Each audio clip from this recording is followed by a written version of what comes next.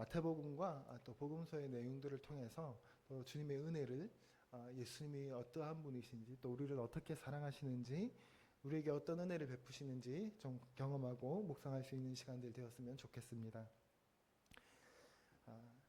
심리학에서는 기능곡착이라는 용어가 있다고 합니다. 어떤 사물을 볼 때 그것의 원래 용도대로만 한정해서 생각하려고 하는 심리적 틀을 말한다고 합니다. 예를 들면 종이 클립을 보면 종이를 묶는 용도로만 생각하려고 하는 거죠. 그것을 구부려서 자물쇠를 열거나 스마트폰 유심 침위를 빼는 용도로 사용할 생각을 쉽게 하지 못하는 현상이라고 합니다.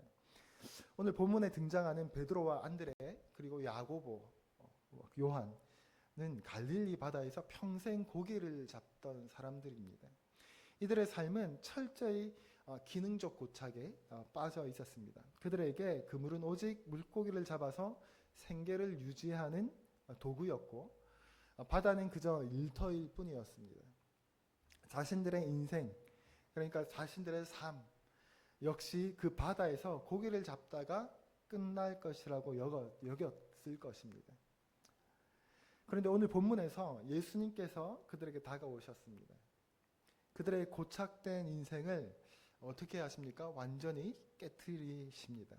예수님께서 갈릴리 해변을 다니시다가 베드로와 안드레가 바다에 고기를 잡으려고 이제 둥그렇게 생긴 투망을 던지는 모습, 투망을 던지고 있는 모습을 보고 있다가 베드로와 안드레에게 말씀하십니다.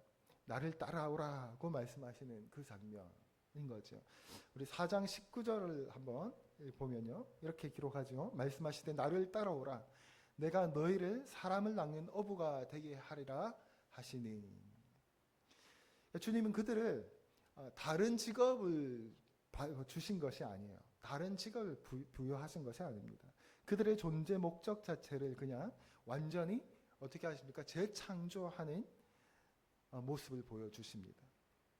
오늘 우리가 주목해야 될 하나님 말씀이 있다면, 사람을 낚는 어부가 아니고 어부가 사람을 낚는 어부가 뭐도 주목을 해야겠지만, 오늘 좀 더 우리가 주목하고자 하는 포커스는 되게 하리라 라는 말씀이에요. 되게 하리라. 사람을 낚는 어부가 되라가 아니라 되게 하리라 라는 겁니다. 주체가 어디 있습니까? 말씀하신 주님 앞에 있는 거죠. 원래의 말씀 뜻도 되게 하리라 라는 말씀이 이런 핵심 동사가 여기 있다라고 합니다. 창조하다, 만들다 라는 의미. 되게 하리라를 창조할 것이다. 내가 너를 사람 낚는 업으로 창조할 것이다. 내가 너를 만들 것이다 라는 말을 우리 한국어 성경에는 사람을 낚는 어부가 되게 하리라 이렇게 해석하고 있는 거죠. 평범한 어부를 위대한 사도로 바꾸어 내시는 그 창조적 능력이 제자들 앞에 안에 있는 것이 아니라 오직 그들을 부르신 예수 그리스도께 있다라는 사실인 거죠. 그러니까 나는 사람 낚는 어부가 어떻게 되어야 하나, 전도 힘든데, 막 이런 고민, 물론 고민은 필요합니다. 우리에게 거룩한 고민이 필요하죠. 그런데 그 능력이 내게 있다. 나는 왜 전도를 못할까 하는 고민을 우리에게, 그런 근심 속에 빠져서 스스로 전도하지 못하는 우리 자신을 정죄할 필요는 없다라는 거죠. 왜 그렇습니까? 그 능력이 주님 안에 있기 때문에 그렇습니다. 예수님의 고기 잡는, 자비하는 것을 보시고 은유법을 사용하고 계시죠. 은유법이 뭡니까? 원관념과 보조관념을 동일시해서 대상을 설명하거나 묘사하는 표현법입니다. 그러니까 원관념과 비유되는 보조관념을 같은 것으로 봄으로써 A는 B다의 형태로 나타나는 것이 은유법이죠. 비유되는 목적은, 고기잡이의 목적은 물고기를 잡아서 요리를 해 먹는 거잖아요. 그렇죠? 우리가 물고기 잡아서 뭐 하려고 그럽니까? 맛있는, 또 영양소 많은 그런 요리를 해 먹으려고 잡는 것인데, 예수님의 새로운 고기잡이에는 잡히는 자들이 멸망의 자리에서 구원받는다라는 겁니다. 주님 안에서 이런 능력, 이런 변화를 경험할 수 있다. 왜냐하면 그 능력이 하나님 앞에 있기 때문에 그렇다라는 말을 하고 있습니다. 함께 사는 교회 성도 여러분, 예수님은 이 시대, 이 어두운 세상에 살아가는 우리들에게, 사람들에게 빛을 주시기 위해 이 세상으로 오셨습니다. 베드로후서 3장 9절에 아무도 멸망하지 않고 다 회개하기에 이르기를 원하신다라고 말씀하고 있습니다. 이것이 바로 예수님께서 이 세상에 오신 아주 근본적인 이유와 목적이라고 할 수 있습니다. 그래서 예수님께서 베드로와 안드레에게 너희가 나를 따라오면 뭐라고요? 내가 너희를 사람 낚는 어부가 되게 하리라 라고 말씀하시는 겁니다. 여러분, 제자들은 사람 낚는 어부로 부르신 예수님께서 곧바로 이어서 무엇을 하셨는지 아십니까? 오늘 본문 23절을 보면 온 갈릴리를 두루 다니시며 백성 중에 모든 병과 모든 약한 것을 고치셨다라고 나옵니다. 즉 예수님의 제자들에게 가르쳐 주신 새로운 고기잡이는 단순히 사람들을 끌어모으는 것이 아니라 세상 속에서 다치고 끼어진 영혼들의 상처를 싸매고 약한 것을 치유하여서 생명을 살려내는 일이었습니다. 그랬더니 제자들이 어떻게 했습니까? 예수님께서 나를 따라오라고 하셨으니 하니까 어떻게 했습니까? 20절에 이렇게 기록하죠. 함께 한번 읽어볼까요? 20절입니다. 시작. 그들이 곧 그물을 버려두고 예수를 따르니라. 뭐 어떻게 표현합니까? 예수님께서 말씀하시자 바로 반응했다는 거예요. 즉각적으로 반응했습니다. 망설임 없이 신속하게 예수님을 따르는 겁니다. 얼마나 신속했냐면요, 그물을 던지다가 바로 그물을 내팽개치고 가는 겁니다. 자신들의 생계와 연관되어져 있는 그 그물을 버리는 희생을 감수하면서 예수님을 따르고 있는 겁니다. 여기서 그 그물을 버려둔다라는 말은 단순히 내려놓는다, 그물을 이렇게 내려놓는다라는 것을 의미하는 것이 아니죠. 과거의 삶의 방식, 자신의 삶의 방식과 결별하는 것을 의미합니다. 당시 유대사에서 그물과 배는 경제적 생존 수단이었고, 당시 아버지는 사회적 안정망과 정체성의 근거였습니다. 오늘날에는 아버지는 그렇죠, 크게 이렇게까지 중요한 중심 역할을 잘 감당하고 있는지 모르겠습니다. 그러나 당시에는 그랬어요. 역사적 배경에 의해서 보면 당시 아버지라는 것은 단순히 우리 아버지 이렇게 뭔가 그렇죠, 참 쉽지 않게 살아가는 가정생활하는 이 시대의 아버지를 떠올릴 것이 아니라 당시에는 모든 것을 책임지고, 그렇죠, 모두적 사회적 관념 안에서 아버지가 존재해야 그 가정은 튼튼히 설 수 있었습니다. 자신의 정체성도 그 아버지를 통해서 내가 누구 가정의 누구 아버지의 아들이다라는 것이 그들의 정체성의 근원이었습니다. 그런데 뭡니까? 그것들을 내려놓는다라는 의미라는 거예요. 예수님이 부르실 때 베드로와 안드레는 평생 하던 삶의 방식을 버리고 예수님을 따라가는 겁니다. 희생이 따른다는 거예요. 무슨 희생입니까? 마태복음 16장 24절에 예수님께서 말씀하시죠. 이에 예수께서 제자들에게 이르시되 누구든지 나를 따라오려거든 자기를 부인하고 자기 십자가를 지고 나를 따를 것이니라. 많이 들어보셨죠? 자기를 부인하고 십자가를 지고 따른다는 것이 뭘 의미합니까? 자신의 삶의 방식을 내려놓고 사회적 안정망, 사회적으로 세상에 내게 부여했던 정체성을 내려놓고 주님을 따라간다라는 겁니다. 왜요? 주님께서 새로운 안정망이 되어 주실 것이고 우리에게 새로운 정체성을 주실 것이기 때문에 그렇습니다. 그런데 그 앞에서 세상이 부여한 내 안정망과 정체성, 내 삶의 경험들을 부여잡고 주님을 따라가면 그게 따라가는 거겠습니까? 가면서 예수님하고 싸우기밖에 더 하겠습니까? 그거 아니잖아요 하면서 실갱이밖에 더 하겠습니까? 동행이 안 되죠. 그러나 이렇게 예수님과 실갱이 하면서 주님을 따라가는 사람들이 너무 많다는 거죠. 그리고 말 안 들어주면 예수님께서 말씀하시는 대로 안 합니다. 왜냐하면 내 경험이 맞거든요. 본인 생각에는. 그렇게 신앙생활을 하는 사람들이 너무 많다는 거예요. 여러분, 예수님을 따른다는 것은 예수님을, 그 주님을 나의 삶의 주인으로 받아들인다는 거예요. 주인으로 받아들인다는 거. 하나님께서 세상을 창조하셨고 나를 만드셨다는 것을 믿는 겁니다. 그 주님께서 나를 먹이시고 입히시고 인도해 주신다는 것을 믿는 겁니다.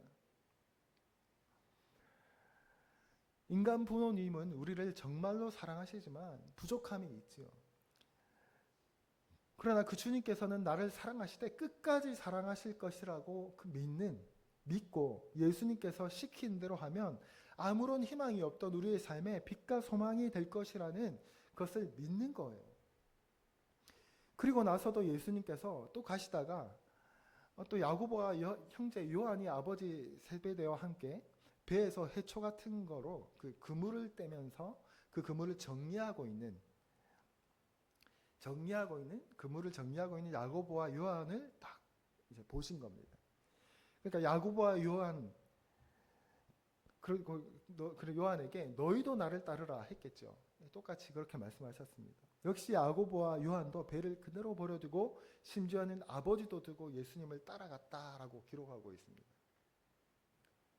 그러니까 베드로와 안드레는 자신들의 생계와 배를 떠날 뿐만 아니라 야고보와 요한은 아버지도 버리고 떠났다고 나옵니다.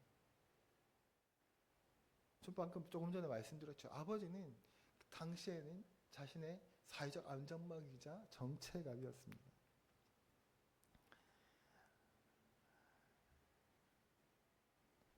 여러분, 베드로와 안드레, 야고보와 요한 같이 오늘 예수님을 따르기로 결단하는, 정말로 나 예수님 믿는데 이런 차원이 아니라, 나 교회 다니는데 이런 차원이 아니라 정말 이들이 예수님을 따라 나섰던 것 같이 그렇게 결단하고 다시 한번 내가 예수님을 따른다는 것이 무엇인지 좀 되새기고 마음을 가지는, 다듬는, 다시 재정비하는 시간들이 되었으면 좋겠습니다. 예수님은 사회적 지위 아니면 성적이나 능력이나 돈이 많냐 적냐 유명하냐 무명하냐를 가지고 제자들을 선택하고 부르지 않으셨습니다. 예수님은 공부 많이 한 박사를 부르신 것이 아니라 보잘것없는 고기 잡아서 먹고 사는 생계를 유지하는 어부들을 부르셨습니다. 요한은 우리의 아들이라고 불렀고 우리의 아들이란 별명을 붙이시는데 그만한 이유가 있었겠죠. 거칠고 투박한 사람들이었습니다. 저도 일하러 일하면서 이제 몸을 쓰는 일을 하러 다니면서 그들이 거기서 마주치는 사람들이 얼마나 거칠고 투박한지, 제가 그 일을 하지 않고 그냥 교회에서만 지냈다든지 한다면 아마 이 나이였고, 이 나이라고 하니까 되게 나이가 많은 것 같은데 이 중년 나이에 그렇게 거치고 투박하게 대화를 주고받는, 한편으로 한 번씩은 그런 생각을 합니다. 아직 한 고등학생 정도의 대화를, 물론 이제 대화의 수준, 정신적 수준이 그렇다는 게 아니에요. 대화에 표현하는 거친 표현들을 말하는 겁니다. 그런 대화를 주고받고 있으면 내가 교회에서만 지냈으면 내가 이런 표현들을 내가 얼굴 마주하면서 들으면서 지냈던 것은 참 까마득한 어린 시절에 그렇게 하고는 경험하지 못했을 것 같은 그런 대화들을 막 이렇게 경험하게 됩니다. 참 뭐라고 할까요? 거칠고 투박하다라는 이 표현이 참 적당한 표현인 것 같아요. 누구와도 정면으로 맞서 싸우기를 주저하지 않습니다.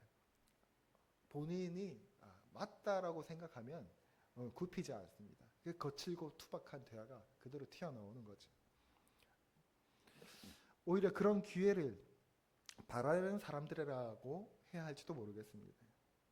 어떤 면에서는 공격적이고 저돌적인 성격들이었습니다. 우리의 아들, 이렇게 표현을 합니다. 되게 거창하고 멋있는 표현 같았는데 이 내용을 보면 참 거칠고 투박하고, 그렇죠. 어떤 면에서는 사회에서 섞이기 꺼려지는 사람들일 수도 있죠.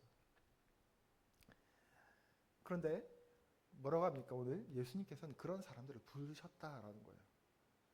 그래도 그들은 사마리아인들이 예수님의 메시지에 응답하지 않을 때 옆에서 뭐라고 하냐면 하늘에서 불을 내려 태워버려야 한다라고 말하는 사람들이었습니다. 예수님을 이제 따라가서도 그런 기질들이 남아 있는 겁니다. 예수님 말씀, 주님 말씀하시는데 반응을 안 해요? 불을 내려서 다 그냥 없애버리십시다. 이런 의견들을 당당하게 제안하였던 사람들입니다. 이제 우리의 아들 같다, 거칠고 투박하다, 이런 표현들이 어떤 것인지 좀 와닿습니까? 또 예수님께서 곧 다가올 비참한 그 십자가의 죽음을 말씀하실 때 야고보와 요한은 그 와중에서 자신들의 자리를 요청하는 장면들이 성경에 버젓이 기록되어져 있죠. 우리가 요구하는 것은 우리 다 해주시길 바랍니다 라고 하면서 주님께서 영광을 받으실 때 하나는 선생님의 오른편에 하나는 왼편에 앉게 해주십시오 라고 하면서 그런 표현들을 했던 사람들이죠. 베드로도 역시 마찬가지였습니다. 성격이 급하고 예수님께서 잡히시고 십자가를 지시고 난 후에 예수님을 3번이나 부인했던 사람이었습니다. 이런 문제 있는 사람임에도 불구하고 예수님께서 이 베드로와 요한을 제자로 선택하신 것은 무엇 때문이겠습니까? 그런 기지들 나중에 다 쓸모가 있어서 거추등으로 투박하는 사람들 모아서 누가 예수님께 대적하면 예수님 뒤로 물러나시고 그런 사람들 앞세워가지고 그런 상황들을 좀 모면해보고자, 이런 성격도 다 필요해. 그러면서 그런 사람들을 부르셨겠습니까? 아니면 십자가에 못 박히실 때 겁이 나서도 예수님 3번이나 부인하고 도망갔던 그 베드로는 대체 그런 기질들은 어디에 사용하시려고 부르셨겠습니까? 왜 부르셨겠습니까? 그런 기질들이 필요해서 부르신 것은 아니겠지요. 이런 문제 있는 사람들일지라도 예수님께서 부르셨던 것은 그들에게 무엇을 보신 겁니까? 가능성을 보신 거죠. 무슨 가능성입니까? 하나님의 부르심에 반응하고 하나님 말씀에 순종함으로 변화될 가능성을 보신 것이죠. 그것을 아셨던 것이죠. 함께 사는 교회 성도 여러분, 우리도 마찬가지입니다. 우리가 대단한 능력이 있어서 공부 잘하고 똑똑해서, 아니면 우리 부모님이 부자여서 필요할 때 많은 돈을 내어놓을 수 있는 사람이라서, 아니면 우리가 너무 키도 크고 너무 외모적으로 너무 잘생겨서 우리에게 특별히 재능이 많아서 우리를 부르신 겁니까? 아니죠. 예수님도 우리도 무엇을 보고 부르신 겁니까? 가능성을 보고 부르신 겁니다. 가능성을. 문제는 우리가 베드로와 요한같이, 안드레아와 야고보같이 예수님의 부르심에 즉각적으로 반응하고 우리의 이전의 생각과 사고방식 생각들을 다 버리고, 예 주님, 제가 여기 있습니다. 제가 주님을 따르겠습니다. 주님을 내 삶의 주인으로 믿고 따르겠습니다 라고 다짐하고 결단할 때 우리는 예수님의 참 제자가 된다는 것입니다.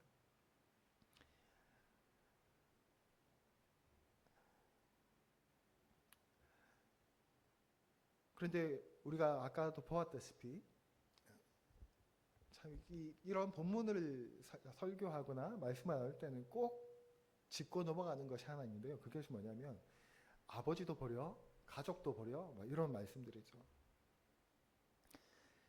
여러분, 아까도 아버지를 버린다는 것이 어떤 의미인지 표현하셨지만 예수님께서도 성경에 가족을 버리라는 글자 그대로의 의미가 아니다라는 것은 충분히 이해하셨을 거라고 생각합니다. 이것은 우선순위에 대해서 말하고 있는 겁니다.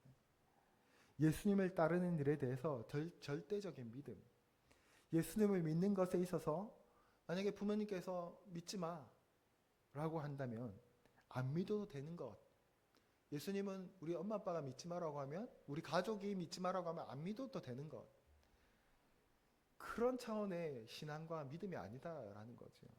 예수님을 믿기 위해서 가족도 등져라 이런 말이 아닙니다. 예수님은 가족과 부모님을 우선으로 생각하셨던 분입니다.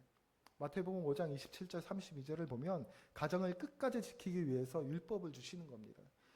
19장에서도 보면 절대로 이혼하면 안 된다고 가르쳐주고 있습니다. 그리고 5장 19절에 보면 부모님을 공경하라라고 가르칩니다. 돈이나 가족보다도 훨씬 더 본질적으로 예수님을 향해 내 삶의 신뢰와 정체성을 드린다. 이러한 믿음과 순종이 요구된다는 것을 가르쳐주는 것이죠. 그런데 예수님은 여러분들의 주인으로 삼고 예수님을 따라가면 갈수록 여러분들은 어떻게 됩니까? 예수님을 따라가고 믿으면 믿을수록 여러분들은 가족들을 더 사랑하고 부모님을 더 공경하게 될 겁니다. 왜냐하면 그것이 예수님의 가르침이고 예수님께서 우리에게 보여주셨던 모습이기 때문에 그렇습니다. 그래서 예수님을 믿는 사람들은 예수님을 믿는 사람들로 인해서 가정이 행복해질 수밖에 없다라는 겁니다. 그런데 이렇게 하지 않고 가족을 등져버리는 그런 아주 글자 그대로의 적용을 해버리는 이런 모습. 그래서 아예 그 가족들로 하여금 예수님을 완전히 등지게 만드는 그런 안타까운 모습들을 봅니다. 때로는 우선순위를 잘 결정하지 못해서 가족을 위해서는 나의 마음은 하나님을 믿는다라고 말하지만 교회를 아예 나가지 않는. 근데 요즘에는 이미 이루어진 원가족 내에서는 그런 것들 가지고 갈등이 일어났다라는 이야기는 많이 들어보지는 못했어요. 간혹 있긴 하지만 오히려 청년들이 배우자를 결정할 때 믿지 않는 사람들이 나는 종교 교회 다니는 사람들은 싫어라고 하는 그 남자가 마음에 들면 어떻게 반응합니까? 나는 종교를 강요하지 않아요. 주일날도 일이 있으면 같이 얼마든지 갈 수 있어요. 이러면서 우선순위를 혼돈하는 청년들을 가끔 보게 됩니다. 뭡니까? 그런 우선순위에 대한 얘기를 하고 있는 겁니다. 가족을 등져라라는 말과는 완전히 다른 이야기이죠. 다시 말하면요, 배와 그물과 아버지를 버리고 갔다는 것은 예수님을 따르기 위해서 모든 것을 내려놓는 것을 말한다고 했습니다. 인류의 구원자이며 내 삶의 구주요 주인임을 인정하고 예수님께 뭐 하라는 겁니까? 순종하라는 겁니다. 그런데 여러분, 많은 믿는 사람들이 교회를 주일만 교회 나가서 예배하고 나머지 6일은 내 마음대로 살기를 원합니다. 교회를 다니면서 11조 헌금을 하고 나머지 10의 구는 다 내 마음대로 쓰려고 합니다. 이것은 하나님 나라에 합당하지 않다라는 거예요. 부르심을 받을 때에는 즉시 따라가야 합니다. 그리고 내 삶의 우선순위로 두고 순종해야 합니다. 내가 하고 싶은 대로 사는 것은 이제 그만하고 예수님을 따라 살 때 우리는 예수님의 참 제자가 되는 것입니다. 함께 사는 교회 성도 여러분, 정말 주님을 만난 사람은요, 정말 복음을 믿는 사람은요, 삶이 변합니다. 왜냐하면 주님께서 우리를 고쳐 쓰시는 것이 아니라 아예 완전히 새로운 존재로 재창조하시기 때문에 그렇습니다.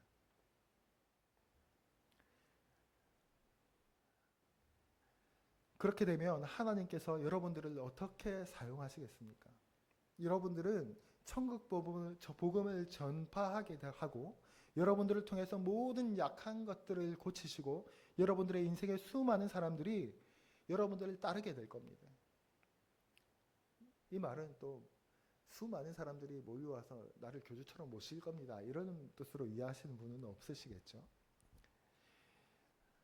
여러분들의 인생이 인간의 자로 가득하여서 소망이 없고 빛이 없는 세상 가운데서 여러분들이 빛이 되게 하실 것이고 여러분들이 소망이 되게 하실 것입니다. 참 제자가 되게 하는 창조적 능력이 바로 하나님께 있다는 것을 기억하시기 바랍니다. 우리가 해야 할 것은 예수님께서 나를 따르라 라고 말씀하실 때 곧 즉시 예수님을 따르기만 하면 되는 겁니다. 그리고 뭐 하는 겁니까? 주님과 함께 거하는 겁니다. 주님 곁에 머무르는 거예요. 그리고 주님 말씀을 듣고 또 듣는 겁니다.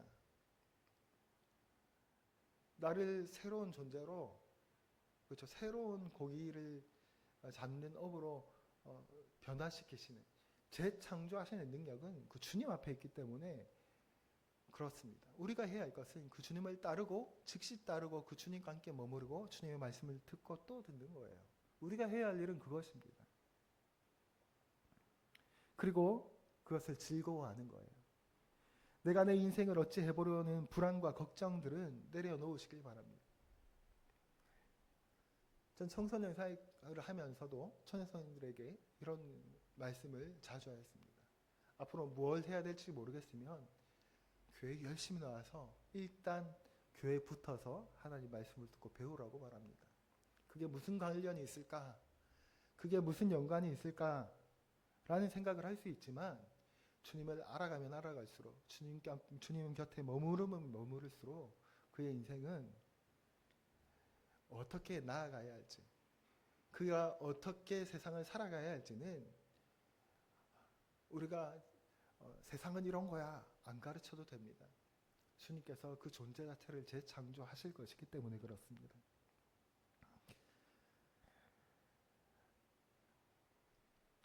우리 삶 가운데, 골방 가운데 하루에 5분 10분이라도 좋습니다. 우리의 불안한 마음을 쏟아내는 시간을 제외하고 침묵 속에서 하나님을 의식하면서 주님 계시지요, 주님 나와 함께하고 계시지요 라고 하면서 그 임재 앞에 믿고 거하고 따르는 시간들을 가지는 훈련들을 조금씩 해보시길 바랍니다. 그 주님 앞에 머무르는 것이 우리를 안전하게 하고 우리의 마음을 회복케 하고 우리를 변화시키시는 시작이 되어질 것입니다. 주님, 저의 삶에 임하여 주십시오 라는 마음으로 주님 앞에 반응하는 저와 여러분들 되시길 바랍니다. 새로운 고기잡이는 물고기를 잡아 죽이는 것이 아니라 죽어가는 영혼을 살려내는 것입니다. 그리고 우리 함께 사는 교회가 바로 이 생명을 살리는 방주가 되게 해주십시오 라고 또 기도하고 생각날 때마다 기도해 주십시오. 여러분, 주변에 주님의 이 부르심을 알지 못해서 죄와 상처 가운데 있는 이웃과 친구들에게 이 부르심을 전달하는 것, 알려주는 것이 우리에게 필요한 일입니다.